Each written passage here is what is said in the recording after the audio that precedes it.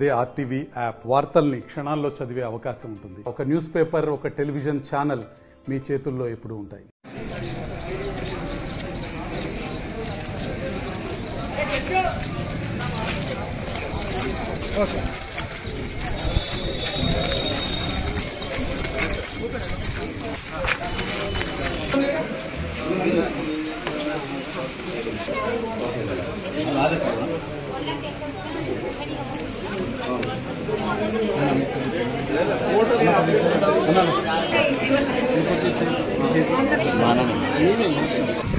మిగతా amount government రైతుకు మేము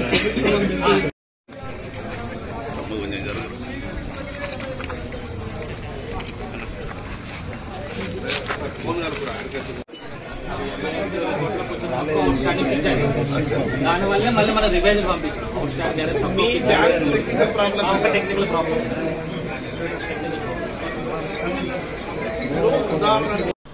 చాలా గందరగోళాలు ఉన్నట్టు రైతులు ఆందోళన వ్యక్తం చేస్తున్నారు.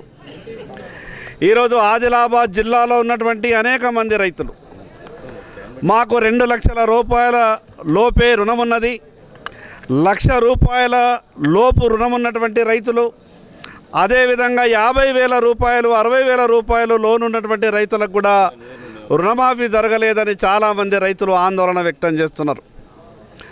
ప్రభుత్వం ప్రతిష్టాత్మకంగా చేపట్టినటువంటి ఈ యొక్క రుణమాఫీ కార్యక్రమంలో అనేకమైనటువంటి లొసుగులు ఉన్నట్టు మాకు కూడా కొంత అనుమానం వస్తూ ఉన్నది. ఆదిలాబాద్లో బ్యాంక్ ఆఫ్ మహారాష్ట్ర నుండి లోన్ తీసుకున్నటువంటి 1,500 మంది రైతులకు కేవలం 280 మంది రైతులకు మాత్రమే ఇప్పటి వరకు లోను వాళ్లకు రుణమాఫీ జరిగిందంటూ బ్యాంక్ అధికారులు చెప్తా ఉన్నారు. మిగతా దాదాపు 1,150-1,200 మంది రైతులకు ₹1 కూడా వాళ్లకు రుణమాఫీ జరగలేదు. మొదలుగానైతే ప్రభుత్వం పెట్టినటువంటి నిబంధనలు రైతులకు పూర్తిగా అవగాహన వచ్చే విధంగా ప్రభుత్వం నుండి సమాధానం రావాలా. ఒక పక్క ప్రభుత్వం ఏం చెప్పింది, ఎవరైతే 2 లక్షల రూపాయల రుణం ఉన్నదో వాళ్ళందరికీ కూడా మాఫీ చేసే బాధ్యత మాది, భరోసా మేమిస్తున్నామని ప్రభుత్వం చెప్పింది. చాలా సంతోషం. కానీ మరోపక్క ఏం చెప్తున్నారు, ఉదాహరణకు 2,05,000 రూపాయలు ఒక రైతు బ్యాంకులో అప్పు ఉంటే రైతు మిగతా 5,000 కట్టుకున్న తర్వాతనే మేము 2 లక్షలు విడుదల చేస్తామని ప్రభుత్వం చెప్తున్నది. మేము రైతులందరి తరపున ఈ ప్రభుత్వాన్ని డిమాండ్ చేస్తున్నాం, విజ్ఞప్తి చేస్తున్నాం. రైతు ఎన్ని లక్షలైనా అప్పు ఉండని మీరు ఇస్తామన్నటువంటి 2 లక్షల రూపాయలు వెంటనే రైతు ఖాతాలో విడుదల చేయండి. మిగతా ఉన్నటువంటి అప్పు రైతు కట్టుకుంటాడా లేదా రెన్యువల్ చేసుకుంటాడా ఇంకేదైనా చేసుకుంటాడా అది రైతు ఇష్టం.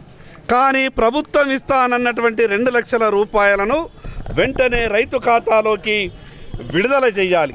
మరి అదేవిధంగా ఇంత గందరగోళం ఉన్నటువంటి పరిస్థితులలో రైతులు దరఖాస్తులు ఇస్తే ఒక ప్రభుత్వం ఒక మాట చెప్తున్నది, మేము రైతులు ఏ దరఖాస్తు ఇచ్చినా కూడా ఆ సమస్యని నెల లోపల పరిష్కారం చేస్తామని చెప్తున్నారు.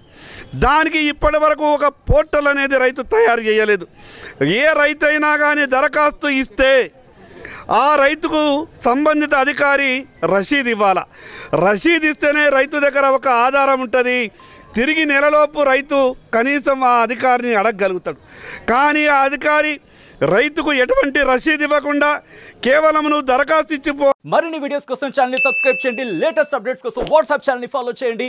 అండ్ లింక్ డిస్క్రిప్షన్ లో ఉంది.